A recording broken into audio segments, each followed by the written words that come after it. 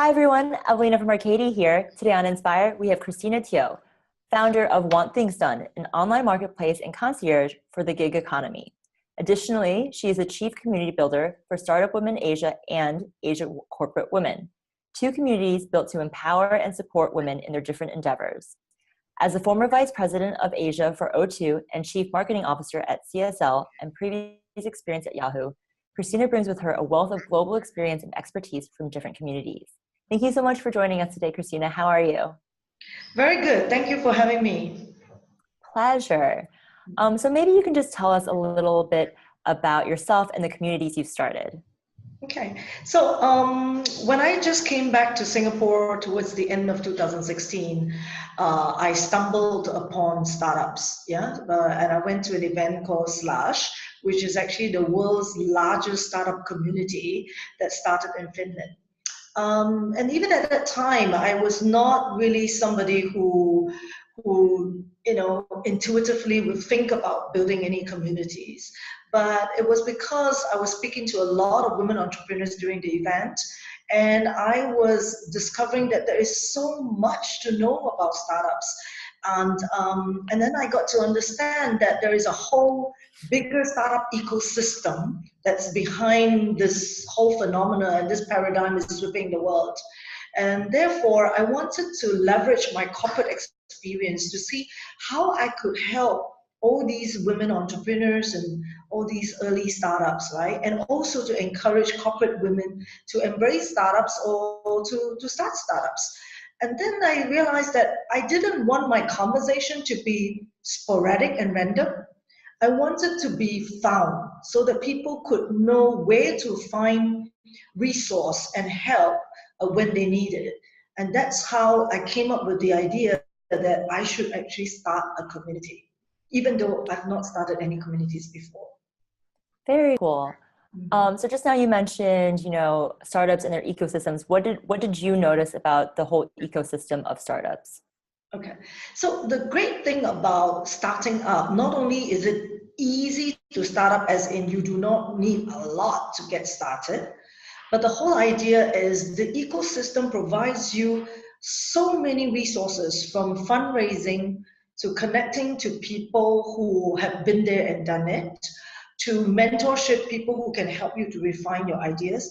Because let's put it this way, a lot of the startups in Singapore, or maybe even in Asia and in the world, are started by young people, right, who may not have had even worked a lot in corporates, or who have had that kind of working or business experience. The whole idea is not about mom and pop shop, right?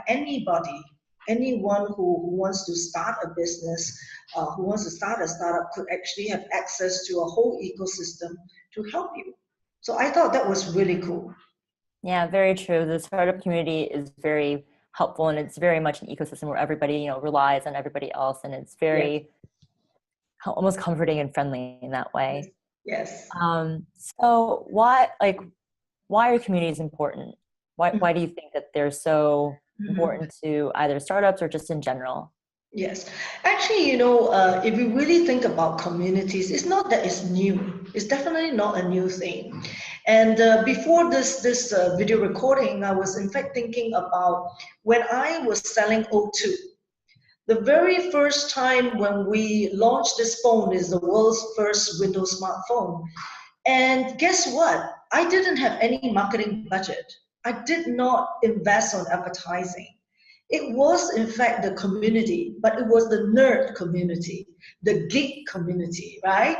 So, because at that time, the early adopters of such new gadgets were men, right? And people who like to tinker with hardware. They enjoy solving the problems. The phone was full of bugs, but it sold like hotcakes because the community did the selling for me. So, in fact, that was my first encounter of the power of communities. But today, community is very different, because maybe today, community is more about value, more about, people who share common cause, who shares common mission, who thinks that they can collaboratively share their experiences, contribute, express themselves, so they too want to be seen in the community. Whereas before, maybe it's more about just what can I get out of the community? But today, it's more participative, it's more collaborative, and also it's very much inspirational and aspirational. So I think the starting point of communities today is a bit different, which also means that you need to put in quite a bit of work to sustain it as well, to keep people staying in a community, especially when they have so many communities to choose from. That's very, very, very true.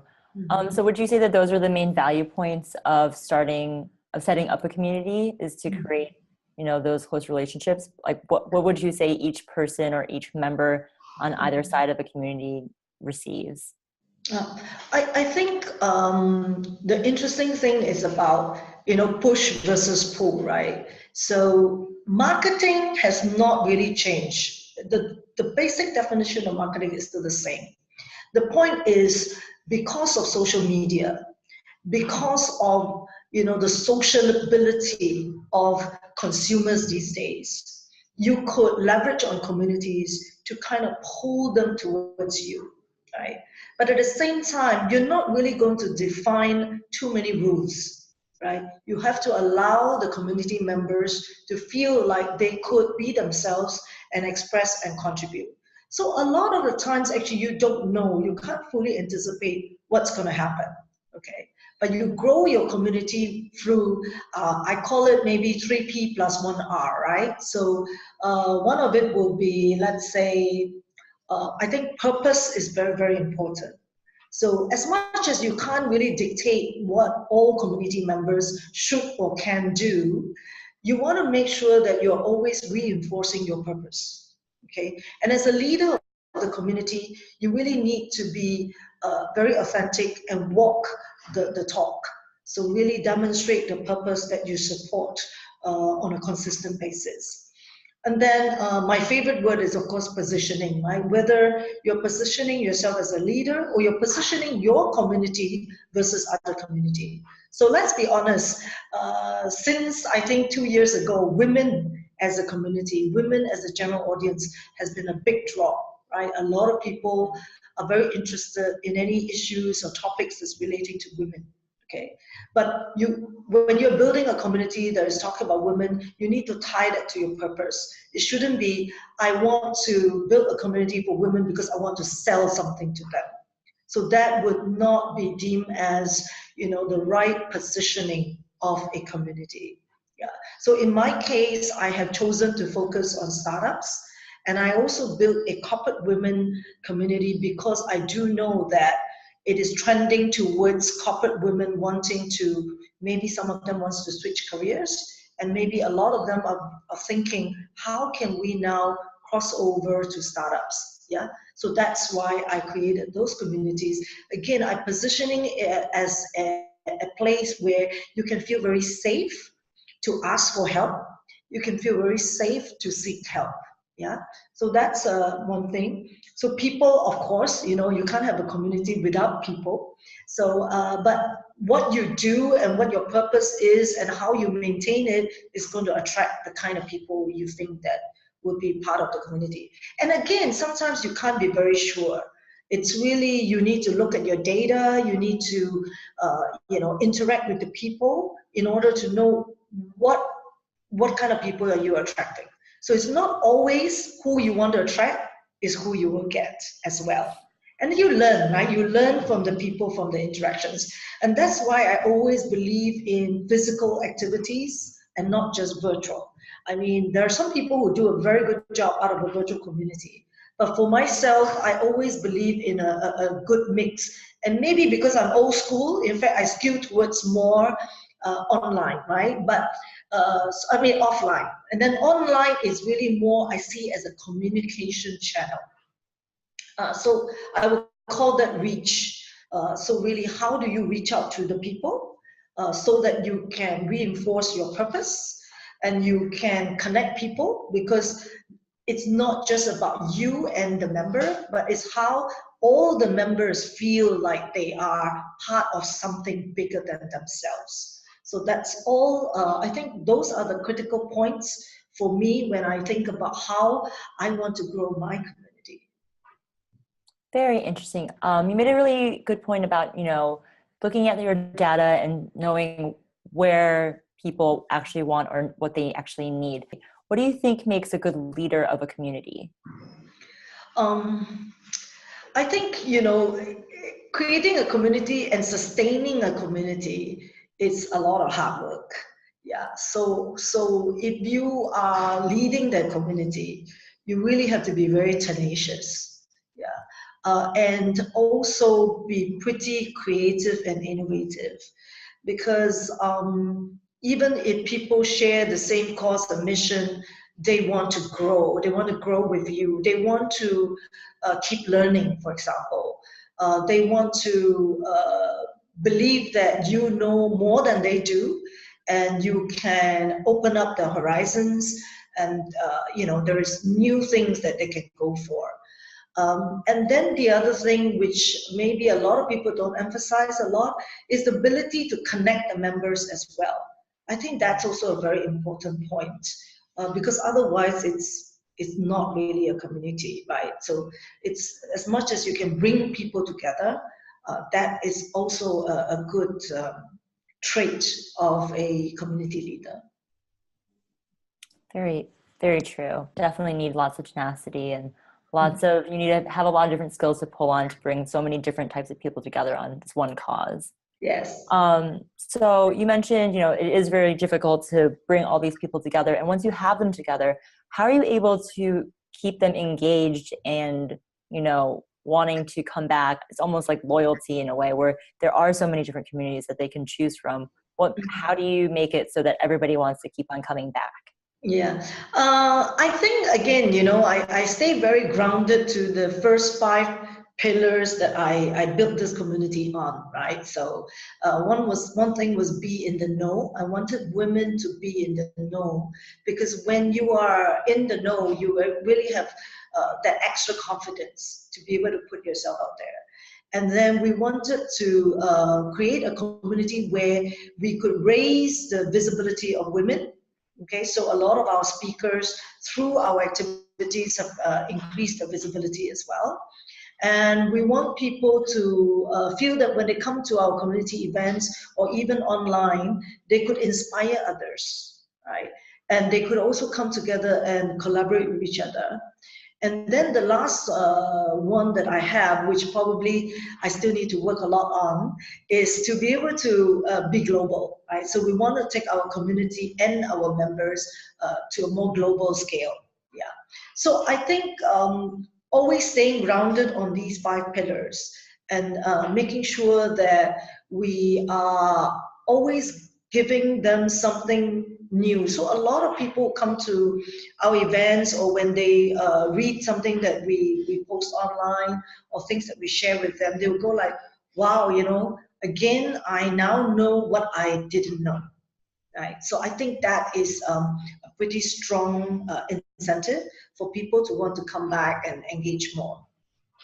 So how would you say brands can leverage communities or community building for their own benefit? Mm-hmm. I think that communities really now is a great tool for brands. But the whole idea is a lot of us now really are not keen to product selling. And if you keep selling the same product, so say you are a shampoo brand, how much about shampoos can you talk about, right? So, but if you were thinking about maybe launching a green natural shampoo, and then you are building a community about green consciousness, or saving the planet or something like that, I think you're going to be able to, first of all, attract a lot more people, yeah, and you're going to engage a lot more conversations. And people could have a chance to give you feedback as well. And also, a lot of us buy based on recommendation from someone else. How many of us, book a hotel after we have read some reviews and so forth? So I think community gives you that, captive audience to be able to kind of understand what other people have experienced with the same product or with the same service. So I think brands could really do a lot more with building communities. But again, as I've pointed out just now, you still need to be very careful with your purpose. and how you position yourself, and reach out to the right audience, but never thinking that you're only reaching audience that you want to sell to, right? So I think you want to be very mindful of how you design it. Those are very, very good points. I mean, a lot of the time you think that your customer is one person, but it's actually a mixture of people, or, there's other interests that pull in that same purpose, and it's finding those relevant communities that you can really pull and create a larger community base that really makes it more engaging. How would you have any advice for people who, obviously you do much more physical events and community building, would you have any advice for those who do mainly online communities? I think content is a key thing, right? When you maintain anything online, it's like maintaining online relationships and conversations. And to be honest, these days with social media, having quite a lot of new algorithms and structures, sometimes you're not sure if you're able to reach out to your members.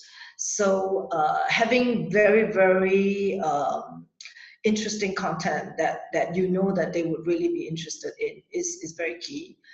The other thing is, of course, stimulating conversations. A lot of people, now the Facebook groups, there's so many Facebook groups whereby people feel that, okay, that's my first port of call.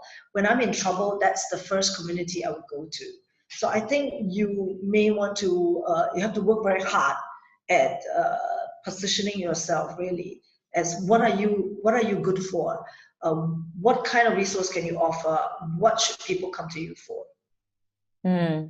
Very true. Knowing your customer, and then what journey brings them to you, and then what they want while they're on it, and where you want to take them is very key. Yes. So obviously you've built a bunch of communities and quite successfully. So what are some of the challenges that you've come across in building these communities? I think these days, to sustain somebody's interest in any group or community, it takes a lot of work.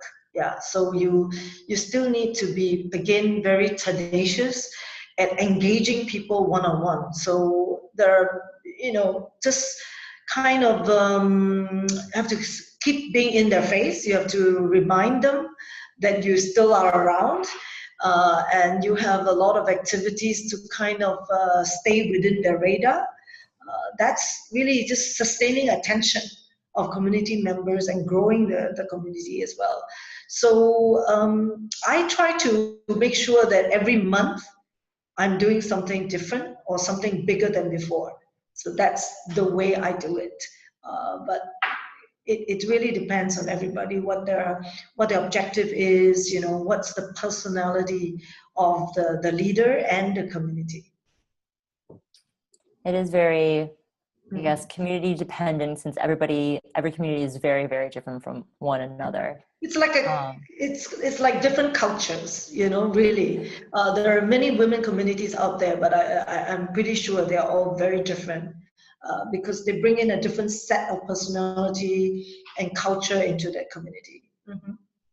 That's very true. I actually wanted to touch on if you collaborate with others, and how do you set your community apart? I mean, I know that you mentioned that you like to do like different events, and one has to be either different or it has to be bigger and better than the last one.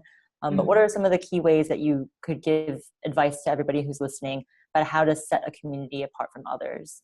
I think, again, it's if you stick to what your purpose is and very steadfastly, you will find kind of the right formula, content, and partnerships to grow that.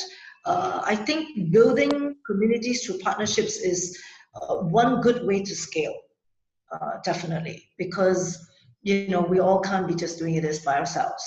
And and one more thing is, I think, again, through the startup ecosystem, I have leveraged a lot on co-working spaces. So they are also a very important impetus for my field. Yeah. But for people who are in a non-startup world, I think they have other possibilities of collaboration, partnerships, competitions, sponsorships as well. I think sponsorship is another great way to do it too for the bigger brands. So it's very much tailored. You really have to tailor to each community to set yourself apart. And to continuously communicate what you stand for. Yeah. Communication is key, and I guess you can't waver too much on like what your actual purpose is, and you can't get too distracted by all the other pretty shiny things out there. Exactly. It's so interesting you came from such a big corporate background and then now are so involved in the startup realm. What would you say are the biggest differences between both large companies like corporations and startups in general, and then also when it comes to communities and how to build them? Like, does being in a corporate environment and trying to build a community for your brand versus a startup differ a lot? I think just based on my own observation and experience, I think the energy level is very different. Yeah, so in the startup space, it seems as if people are more keen to absorb, to learn, and like there's always something new happening. So for example, last year we may not have been talking about blockchain as much as now, and see how now everybody is gravitating towards ICO, and then you have so many communities that's in the ICO space, right? So there's always something new for people to kind of catch on to. Whereas in the so-called corporate world, a lot of things are more preset, and maybe the leader of the community is not as empowered as in the startup space. Yeah, because when you're working for a big brand, a community manager may not be given as much insight or may not be as involved in the strategy space as they should deserve to. So therefore, it still becomes just one activity, that they need to do, versus whereas in our space, community is almost like the life, the bloodline of what we do, and is what supports our whole mission and network. So it's quite different in that sense. For sure. I definitely think obviously everybody who's listening and you yourself are creating like online marketplaces and aggregations of, one specific thing that's the community wants. So in the end, like online marketplaces are definitely actually creating a community. Yes. And it's so interesting that this is kind of where things seem to be heading. Yeah. What do you think about online marketplaces and communities in the future? I think it's this whole sharing economy, really, right? When we talk about online marketplaces, very much is also around the basis of sharing economy. The fact that now people are very much more willing to share anything, whether it's to share skills, share your room, share knowledge, all that. So I think this is a great impetus to how you can build more online community. And really, community is about having conversations, online conversations at scale as a group. So I think that it's really not as difficult to start a community, and it's almost intuitive, right? That people are happy to gravitate towards common interests, sharing knowledge and so forth. So I think that you will see more and more communities coming up. But it is true that people will probably also create more online communities, and there'll be more tools to empower that, so that we could still be able to interact with each other no matter where we are located. So that could be one way you could see things growing. Very interesting. So to kind of wrap up, I guess, what is one piece of advice that you would like to share with everyone today? Okay. I think that, there's sometimes you just can't plan everything. You don't know you can't design all your outcomes. But if you know what you are trying to achieve, just do it. Just start it and learn, because the whole process of creating the journey is a great learning experience. So I would never have anticipated what I am getting out of my journey 16 months ago. I would not have been able to imagine any of this. But I'm so happy that I took that step, and then I just keep going, right? And when you keep, and you will be surprised how many people will help you along the way when they know what you're trying to do. So that's would be my advice. Oh, that's awesome. Mm-hmm. So just to kind of follow up on that, Mm-hmm. you obviously took a huge leap from big corporate job to, just starting, jumping right into startups. Mm-hmm. What was your biggest fear? I know that probably a lot of people listening are also making similar leaps of faith. Mm-hmm. What were some of your biggest fears that you had to overcome, and how did you overcome them? I think wasn't so much about fear, but it was making a lot of maybe silly assumptions and silly mistakes. Yeah. So in the beginning of the journey, there were so many. It was a big paradigm shift. So it was kind of making a fool out of yourself, and you just need to be able to face that and pick up from there. Yeah. And then just be willing to uh, grow with it, so it wasn't so much about fear, but there were quite a number of embarrassing moments, let's put it that way. Yeah. And so you kind of need to stay firm and say, okay, never mind, again, I made the wrong assumption, and so I learned from it, and then you just pick up again and keep going.